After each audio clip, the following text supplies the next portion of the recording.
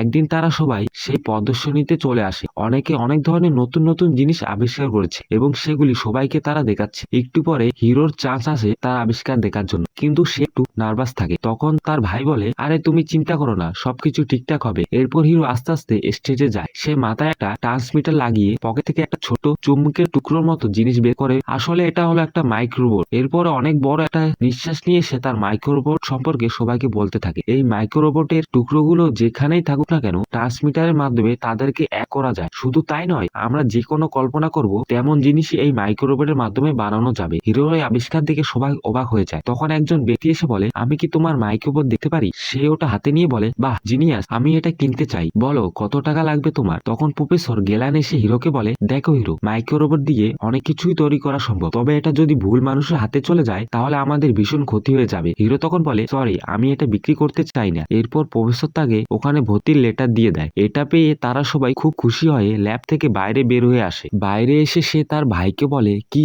কেমন দিলাম আজকে, দেখছো আমার আবিষ্কার দেখে সবাই অবাক হয়ে গেছে। তখন তার ভাই চুপি চুপি বলে, তুই কি জানিস তুই যখন পারফর্ম করছিলি তখন তার প্যান্টের চেইন খোলা ছিল? হিরো তখন নিচে হাত দিয়ে বলে, হায় হায়, এ দেখি আমার দরজা খোলা। এরপর দুই ভাই মিলে অনেক মজা করতে থাকে, কিন্তু তখনই সেখানে ফায়ার অ্যালার্ম বেজে উঠে। ল্যাবের ভিতরে আগুন লেগে যায়। তার ভাই তখন বলে, সর্বনাশ হয়ে গেছে, প্রফেসর ক্যালান ল্যাবের মধ্যে রয়েছে। এই বলে সে তার মাথার ক্যাপটি রেখে দৌড়ে ল্যাবের মধ্যে প্রবেশ করে। হিরো তখন তার ভাইকে পেছনে পেছনে দৌড় দেয়, কিন্তু তখনই একটা বিশাল বিস্ফোরণে সে ছিটকে পড়ে যায়। সেদিন দুর্ঘটনায় তার ভাই এবং প্রফেসর ক্যালান দুজনে মারা যায়। বড় ভাইকে হারিয়ে হিরো একদম বিশ্বাসহারা হয়ে পড়ে। সে পুরোপুরি ঘরবন্দি হয়ে যায়, বাইরে কারোর সাথে কোনো ধরনের যোগাযোগ করে না, এমনকি ওই কলেজের ভর্তির লেটারটাও ডাস্টবিনে ফেলে দেয়। একদিন তার মেগা রোবটটি হাত ফসকে তার পায়ের উপরে পড়ে। তখন সে ব্যথায় আউচ করে উঠে। এটা শুনে কিছুক্ষণের মধ্যে বিম্যাক্স রোবটটি সেখানে চলে আসে। হাই, আমি বিম্যাক্স, তুমি ব্যথা পেয়েছো?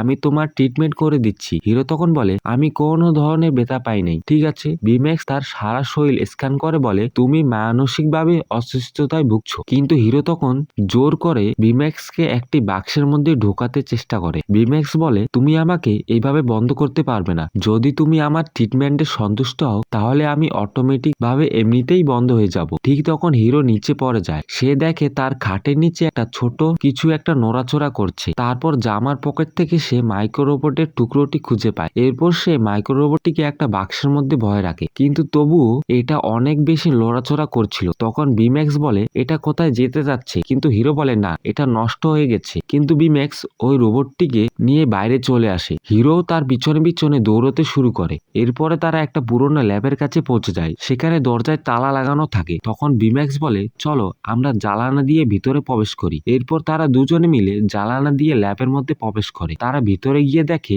কেউ একজন হাজার হাজার মাইক্রো রোবট তৈরি করছে। তার নিজের ফর্মুলা কেউ একজন চুরি করে নিয়েছে। তবে কিছুক্ষণ পরে একজন মুখোশ পরা ব্যক্তি ওই মাইক্রো রোবট গুলোকে দিয়ে তাদের উপর হামলা করে। জীবন বাঁচাতে তখন তারা সেখান থেকে দৌড়তে শুরু করে। প্রায় জানালা দিয়ে তারা বাইরে ঝাঁপ দেয়। তখন বিম্যাক্স হিরোকে জড়িয়ে ধরে, যার ফলে নিচে পড়লেও সে একটুও ব্যথা পায় না। এরপরে তারা দুজন পুলিশের কাছে অভিযোগ করতে যায়। পুলিশ তাদেরকে বলে, তোমরা যা দেখেছো সেগুলো কোনো সাক্ষী রয়েছে? হিরো তখন বলে, বিম্যাক্স আমার সাথে ছিল, তবে উপর থেকে পরে বিম্যাক্সের হাতের কাছে কয়েকটা জায়গায় ফুটো হয়ে যায়। সে টেপ দিয়ে সেগুলো লাগিয়ে নেয়, কিন্তু বিম্যাক্স যখনই পুলিশকে বলতে যাবে ঠিক তখনই তার ব্যাটারি লো হয়ে যায়। যাই হোক, এরপর তারা হতাশ হয়ে বাসায় ফিরে আসে।